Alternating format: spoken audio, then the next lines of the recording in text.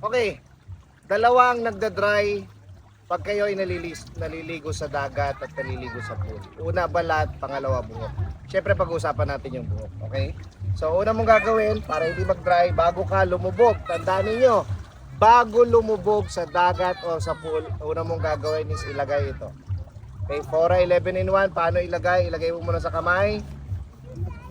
Tama lang. Okay, enough lang. Gaano kahaba ang buhok mo? Kung maiksi buhok mo, konti lang. Kung mahaba buhok mo, ganito lang. Okay, spread mo sa iyong kamay at ilagay mo sa buhok ng iyong magandang motor. Okay, so ganyan. Sir Mix, baka naman bumula pag ikaw ay lumubog sa dagat or sa pool. Hindi yan bumubula. Okay? Yan ay pagkalagay mo sa buhok, diretso. A-absorb yan, diretso yan doon sa loob ng cuticle layer ng hair. So, i-absorb yan, didikit yan doon.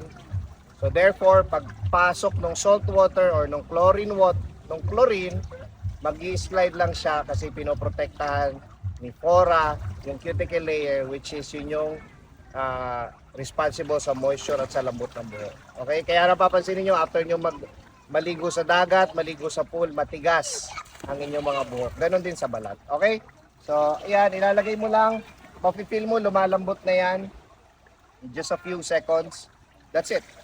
And then pagkaligo mo, enjoy. And then pag na-feel mo ulit, i-refill mo lang. Ganon lang siya kasimple. Okay, Sir Migs, pwede po ba siya sa lalaki? Yes, okay. Model, pasok. Okay, so lalagay naman natin sa lalaki. Kagaya ng sinabi ko kanina, konti lang. Okay, hindi mo na po kailangan suklayin kasi yung consistency niya design para madali gamitin. Okay, so ilalagay mo. Finger mo lang, okay? Ganun lang. Yan. That's it.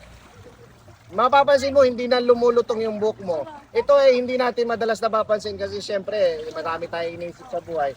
Pero hindi nyo napapansin na pag naligo kayo sa dagat o naligo kayo sa pool, lumulutong yan because nauubos nga o nawawala yung moisture. It takes time bago yan bumalik. So, to prevent that, ito ang sagot. Okay?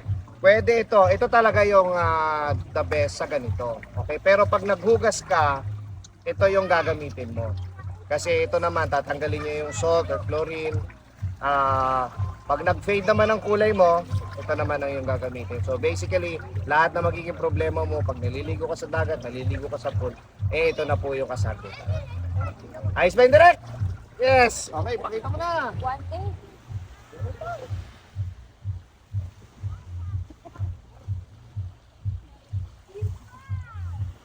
Thank you.